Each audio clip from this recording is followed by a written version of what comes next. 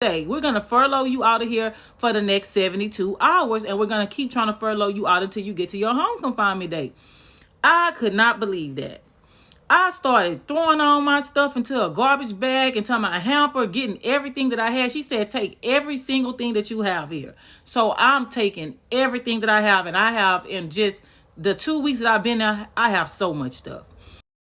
So this furlough for me came at the perfect time because at this point, COVID has started spreading through the Houston halfway house. So I only could imagine the reason why they were actually sending me home was because they wanted to empty out a lot of these beds and get people home so that they could have social distancing or whatnot, or go by whatever the guidelines were at that time. My sister shows up, she comes and get me, but they put a monitor on me, an electronic monitoring device. They told me, when you leave here, we're going to start tracking you from the time you leave out of here. It has GPS. And so you're not allowed to make any stops anywhere. You're only allowed to go straight to the resident, go inside, and then that's that. You are allowed to stay around the perimeter of the residence that you're going. You can go outside and stuff like that as far as to the street, but you cannot leave that residence. You are on home confinement, which means you are only allowed to stay home. You don't have any work passes or any traveling passes for you to move for doctor's appointments or whatever. It must be approved by us at the halfway house. I already knew at this point that this was part of this journey was about to be a headache for me. But I was just happy for the fact that now I can go home. My whole family can come over. They can see me. I can be around my children every. So I arrived home with this electronic monitoring device, and I have no plans whatsoever to leave out of this house. Like, I don't care about going outside in the front yard or anything. I'm about to make myself at home at this point. Immediately the next day, my whole family comes over and throws me this little party. My sisters are cooking, everybody's there, and I'm just so happy to be around my family in this sense again, like I used to be. My kids slowly but surely start to show up, and so I don't have my kids yet, but my next plan is for me to have my kids back with me. I mean, I was so grateful having family being able to support me and going out their way for me, but me, I wanted to be my own independent woman again. And so at this point, my 3 days pass, and I'm having to transition back over to the halfway house. So I go in, they do a UA on me. So they already told me that every single time I come there, I'm gonna get UA tested.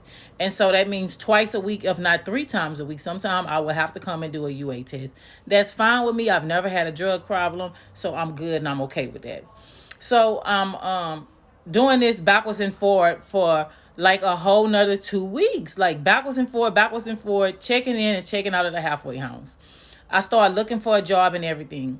So when I'm going to the halfway house, is another officer there who has been very, very friendly. She's a Black American woman, and it was a lot of buzz while I was there around her. Like, they was like, she too friendly. She stay in these guys' face. And one girl even told me in the dorm with me that she had confronted her over another guy who was an inmate over there because this officer was messing with this guy.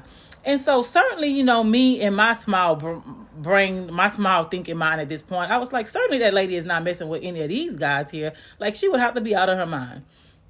Well, I end up coming to the halfway house one day, just basically coming to do a UA. And I come in, I'm waiting in the lobby for over 2 hours.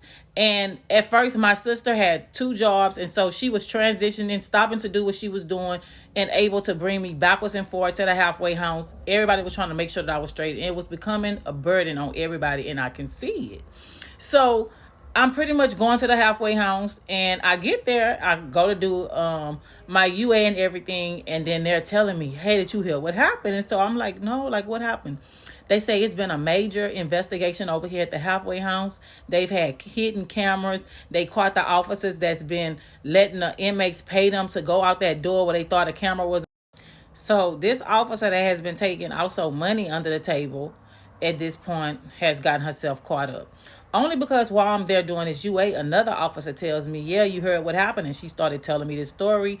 She met me one day when I was in the front lobby. And since then, she was always very nice to me. And so she's basically telling me, Miss Bush, the guy had a video of her. So the inmate that they were actually alleging that she was talking to, she actually was talking to. And some kind of way he recorded them having intercourse and giving him HEAD and passes around the dorm with the men. In some kind of way, it made its way back to the people there for an investigation. However, she found out that she was pregnant, and they were alleging that this baby was for this inmate here. So I couldn't believe that. I was like, I thought that men only took advantage of women.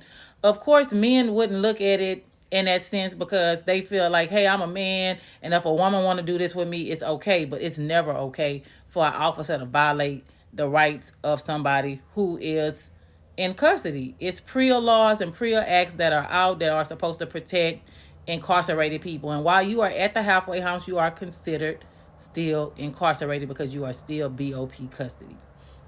So, anyways, I leave from this UA. I go home. I'm telling my sisters and them about this, and they're like, wow, so they got that going on. And so one of my cousins, who was kin to the chief of police in Houston, is basically giving me this story about the halfway house, about a rape that took place over there and all this kind of stuff. And I'm like, what, men are raping each other at this place? And he said, well, this actually really happened and stuff. And so I'm like, what? And so I remember in 3 more days, y'all, I took so sick, I almost was not going to be able to make it back to the halfway house. And so my sister heard me coughing so bad that she came in the room to give me some medicine. And it was Sudafed. Never taken Sudafed in my life. Didn't think nothing of it. Took one of the Sudafed pills out of the pack of 2. Had to go to the halfway house and do a UA. Did my UA, getting ready to leave, and the officer comes out and said, Miss Bush, you're positive. I say, positive for what? And she's like, your UA just came back. So what have you been taking? Like, what have you been taking any drugs or anything? And I'm like, absolutely not. It's no way. Like, that test has to be wrong. She says, so you haven't been taking no over-the-counter medicine or anything? And I was like, oh, well, yeah. You know, my sister gave me a Sudafed.